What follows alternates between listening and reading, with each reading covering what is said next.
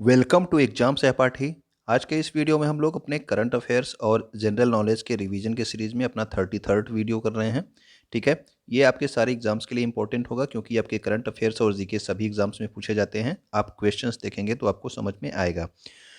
ये आप लोग टेलीग्राम पे, इंस्टाग्राम पे और फेसबुक पे मुझे फॉलो कर सकते हैं। इसके अलावा यूट्यूब पे आप मुझे सब्सक्राइब कर सकते हैं अगर यहाँ पे आप पहली बार आए हों तो। आइए इसको स्टार्ट करते हैं। हाल ही में भारतीय मंदिर वास्तुकला का अंतर्राष्ट्रीय सम्मेलन देवायतनम, ये कहाँ पर आयोजित किया गया? तो ये जो देवायतनम नाम से क्या है ये? तो ये भारतीय मंदिर वास्तुकला का अंतर्राष्ट्रीय सम्मेलन है। ठीक है ना, यानी कि मंदिर बनाने की जो कला है उसका अंतर्राष्ट्रीय सम्मेलन, जिसका नाम रखा गया है देवायतनम, इसका आयोजन किया जाएगा हम्पी कर्नाटक में। डार्क थान 2022 का आयोजन किसके द्वारा किया गया? तो डार्क थान जो है एक हैकाथन है जिसके द्वारा जो है जो ड्रग जिन वेबसाइटों पे बेचा जाता है उनका पता लगाना है। तो ये इसका आयोजन किया गया एनसीबी, ठीक है ना, नारकोटिक्स कंट्रोल ब्यूरो के द्वारा।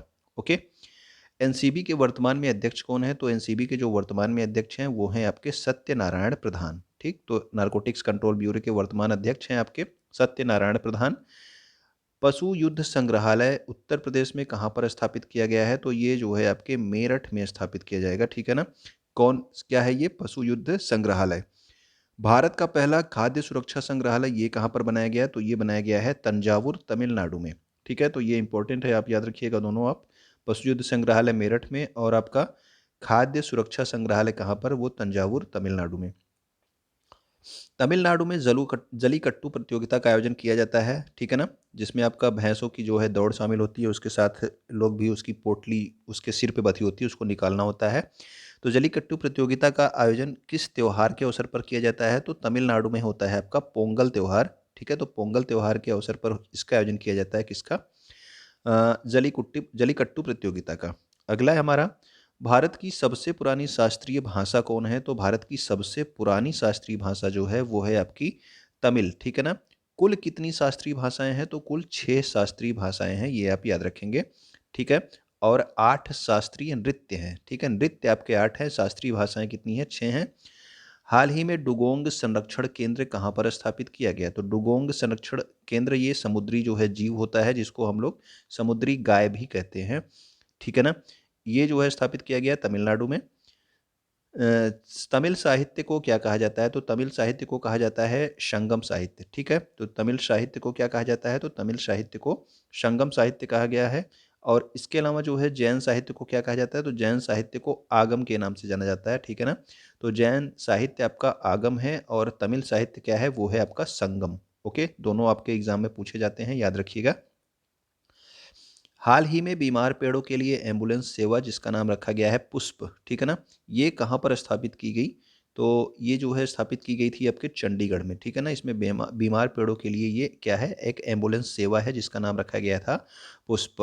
ठीक है, नेक्स्ट हमारा है world game athlete of the year. ठीक है, world game athlete of the year 2021 काफ़ी इंपॉर्टेंट है, जरूर याद रखिएगा। ये पुरस्कार PR श्रीजेश को दिया गया और PR श्रीजेश भारतीय हॉकी जो है गोलकीपर हैं। ओके, नेक्स्ट हमारा है सरदार सरोवर बांध किस नदी पर बनाया गया है? तो जो सरदार सरोवर बांध है ये आपके नर्मदा नदी पे बनाया गया है। और नामचा बरवा पर्वत कहाँ पर स्थित है? तो नामचा बरवा पर्वत आपके अरुणाचल प्रदेश में स्थित है। इंपॉर्टेंट है, याद रखिएगा नामचा बरवा पर्वत। ठीक है, नेक्स्ट है हमारा, हाल ही में राष्ट्रपति रामनाथ कोविंद के द्वारा परम विशिष्ट सेवा पदक, ठीक है, तो परम विशिष्ट सेवा मेडल जो है ये किसको दिया गया? तो ये दिया गया नीरज चोपड़ा को। ठीक है, तो परम विशिष्ट सेवा मेडल से कौन सम्मानित हुआ? तो वो सम्मानित हुए हैं नीरज चोपड़ा। इसके अलावा नीरज चोपड़ा को पद्मश्री पुरस्कार भी दिए गए थे। अब देखते हैं हम लोग वन सर्वेक्षण रिपोर्ट 2021 के बारे में। तो वन सर्वेक्षण रिपोर्ट 2021 में जो है कुछ इंपॉर्टेंट पॉइंट्स हैं, ये आप जरूर याद रखिएगा। कौन कौन सी चीज़ें हैं? क्षेत्रफल के आधार पर अधिकतम वन क्षेत्र कहाँ पे है? तो ये आपके मध्य प्रदेश में है।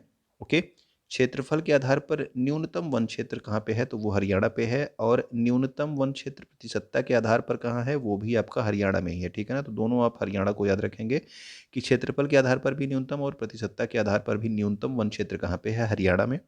प्रतिशतता के आधार पर वन क्षेत्र, अधिकतम वन क्षेत्र प्रतिशतता है परसेंटेज, कितना कितने परसेंट वन सबसे ज़्यादा कहाँ पे है? तो वो आपका मिजोरम में है। ठीक है ना, और क्षेत्रफल के आधार पर सबसे ज़्यादा आपका मध्य प्रदेश में। और सर्वाधिक वन क्षेत्रफल में वृद्धि किस राज्य में हुई? तो सर्वाधिक वन क्षेत्रफल में वृद्धि मतलब पिछली रिपोर्ट से इस रिपोर्ट के बीच में सर्वाधिक वन क्षेत्रफल में वृद्धि हुई आंध्र प्रदेश राज्य में। तो ये सारे क्वेश्चंस आपके भूगोल से संबंधित है, ये आपसे पूछे जाते हैं वनों से संबंधित। ठीक है, नागरिकता संबंधी प्रावधान संविधान के किस भाग में है? तो नागरिकता का आपको वीडियो कुछ दिन पहले दिया गया था, आप लोगों ने अगर पढ़ा होगा तो आपको ये सारी क्वेश्चंस याद होंगे। नागरिकता संबंधी प्रावधान जो है ये आपके संविधान के भाग 2 में है। नागरिकता संबंधी अनुच्छेद जो है ये कब से लागू हुआ? तो नागरिकता जो है ये जब जब आपका संविधान को स्वीकार किया गया था 26 नवंबर 1949 को, उसी समय से जो है नागरिकता संबंधी अनुच्छेद लागू हो गए।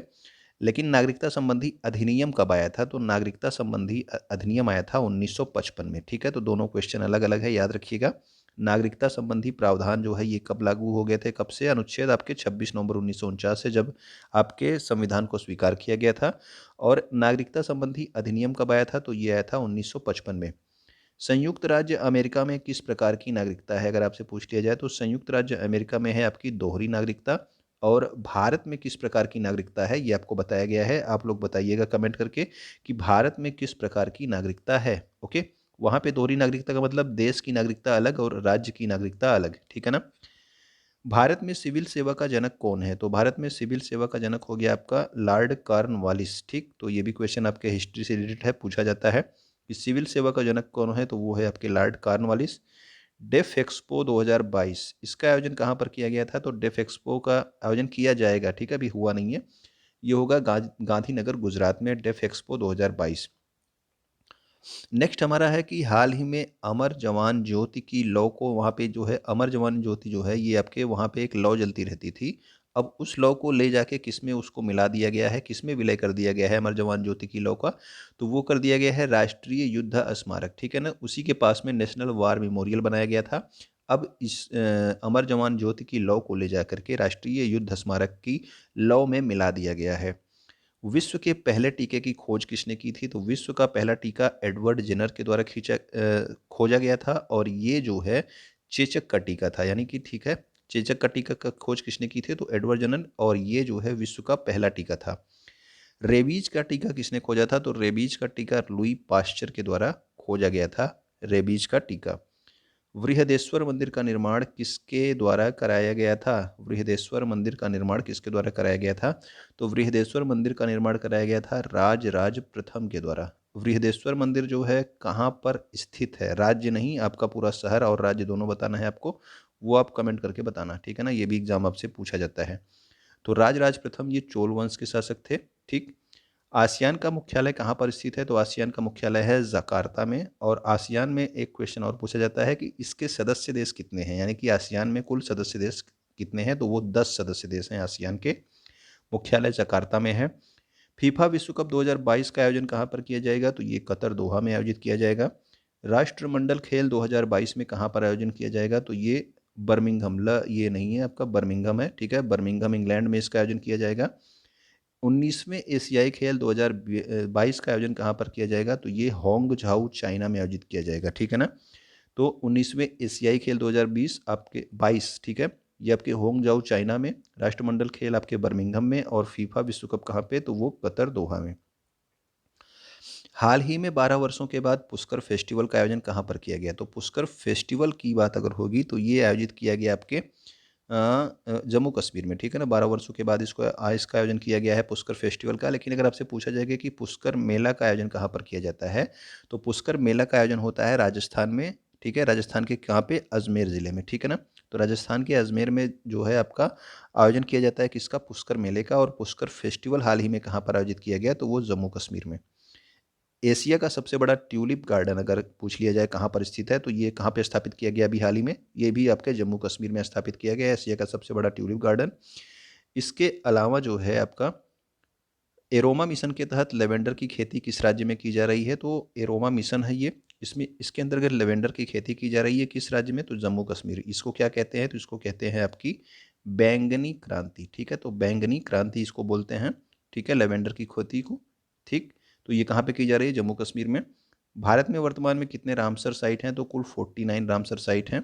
नेक्स्ट है हमारा, हाल ही में जारी भ्रष्टाचार धारणा सूचकांक में भारत की रैंक कितनी है? तो भ्रष्टाचार धारणा सूचकांक में भारत की रैंक हो गई है कितनी? आपकी 85। तो ये आपका करप्शन परसेप्शन इंडेक्स, ये भी जल्दी में ही जारी जारी हुआ था। ओके। डिजिटल कौशल तत्परता सूचकांक, यानी कि डिजिटल कौशल को सीखने के लिए तत्पर जो है, तत्परता जो है किस देश में सबसे ज़्यादा है? तो वो आपकी भारत में सबसे ज़्यादा है। भारत इस रैंक में किस नंबर पे है? पहले नंबर पे है डिजिटल कौशल तत्परता सूचकांक में। इसके अलावा जो है बौद्धिक संपदा सूचकांक, यानी कि इंटेलेक्चुअल प्रॉपर्टी इंडेक्स है ये, ठीक है। ये भी अभी जल्दी में ही जारी की गई है, पिछले महीने फरवरी में। तो इसमें भारत की रैंक क्या है? इसमें भारत की रैंक है 43, ठीक है। तो बौद्धिक संपदा सूचकांक में जो है भारत की रैंक 43 है। भ्रष्टाचार धारणा सूचकांक करप्शन परसेप्शन इंडेक्स में भारत की रैंक है 85 और डिजिटल कौशल तत्परता सूचकांक में पहली है। सतत विकास लक्ष्यों को कब तक पूरा करने के लिए निर्धारित किया गया है? तो जो सतत विकास लक्ष्य हैं ये आपके निर्धारित किए गए हैं।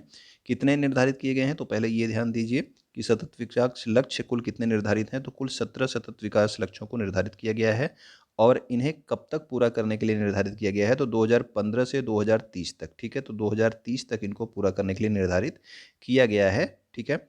विश्व नागरिक सुरक्षा दिवस कब मनाया जाता है? तो नागरिक सुरक्षा दिवस मनाया जाता है आपका 1 मार्च से। इसके अलावा शून्य भेदभाव दिवस कब मनाया जाता है? तो शून्य भेदभाव दिवस भी आपका जो है कब होता है? ये भी आपका 1 मार्च को होता है। विश्व नागरिक सुरक्षा दिवस 1 मार्च को। सिविल सर्विस दिवस कब मनाया जाता है? तो सिविल सर्विस दिवस आपका मनाया जाता है 21 अप्रैल को, ठीक है। तो सिविल सर्विस दिवस कब है? 21 अप्रैल को। नेक्स्ट हमारा है 3 मार्च 2022 करंट अफेयर्स, ठीक है। तो 3 मार्च 2022 के कुछ महत्वपूर्ण करंट अफेयर्स को देख लेते हैं। राष्ट्रपति रामनाथ कोविंद ने कहाँ पर आरोग्य वनम का उद्घाटन किया? ये इसका उद्घाटन 1 मार्च को किया गया था, ठीक है ना, आरोग्य वनम का। तो ये किया गया है राष्ट्रपति भवन दिल्ली में, ठीक है। तो राष्ट्रपति रामनाथ कोविंद ने आरोग्य वनम का उद्घाटन राष्ट्रपति भवन दिल्ली में किया। इसमें 200 जो है आपकी आयुर्वेदिक पौधों की प्रजातियां लगाई गई हैं और इसको पब्लिक के लिए खोला भी गया है। हाल ही में विमोचन की गई उंगलिल ओरुवन किसकी आत्मकथा है? तो उंगलिल ओरुवन जो है ये तमिलनाडु के मुख्यमंत्री M.K. स्टालिन की आत्मकथा यानी कि ऑटोबायोग्राफी है।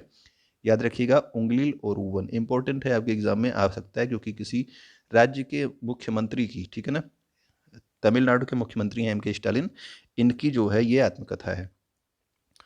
हाल ही में सड़क पर जानवरों के इलाज के लिए देश की पहली मोबाइल एम्बुलेंस सेवा कहाँ पर शुरू की गई? तो सड़क पर जो आपके जानवर रहते हैं, ठीक है ना, छुट्टे जानवर रहते हैं, उनके इलाज के लिए जो है पहली मोबाइल एम्बुलेंस सेवा चेन्नई तमिलनाडु में प्रारंभ की गई, ठीक है ना, चेन्नई तमिलनाडु में प्रारंभ की गई। 2022 के लिए, वर्ष 2022 के लिए प्रतिष्ठित वार्ल्डमैन पदक, ठीक है, वार्ल्डमैन पदक, ये इससे किसको सम्मानित किया जाएगा? और ये जो है आपके पहले भारतीय हैं जिनको ये वार्ल्डमैन पदक दिया जा रहा है, तो ये हैं आपके दीपक धर, ठीक है। तो इनका नाम है दीपक धर और इनको जो है ये आपके पहले भारतीय हैं जिनको वार्ल्डमैन पदक से सम्मानित किया जा रहा है 2022 के लिए, ठीक है। नाम क्या है? दीपक धर। मई 2022 में 31वें दक्षिण पूर्व एशियाई खेल 2022 का आयोजन कहाँ पर किया जाएगा? तो इस खेल में जो है आपके जो दक्षिण एशियाई देश हैं वही इसमें शामिल होंगे, ठीक है। तो ये आपके 31वें जो है दक्षिण पूर्व एशियाई गेम हैं, ठीक है ना। तो ये 2022 में होंगे। तो इसका आयोजन किया जाएगा आपके वियतनाम में और इसका आयोजन किस महीने में होगा? तो मई 2022 में इसका आयोजन किया जाएगा। फरीदाबाद में आयोजित 35वें सूरज कुंड अंतर्राष्ट्रीय शिल्प मेला 2022। तो याद रखना कि सूरज कुंड मेला जो है इसका आयोजन कहाँ पे किया जाता है? बहुत बार ये एग्जाम में पूछा गया है।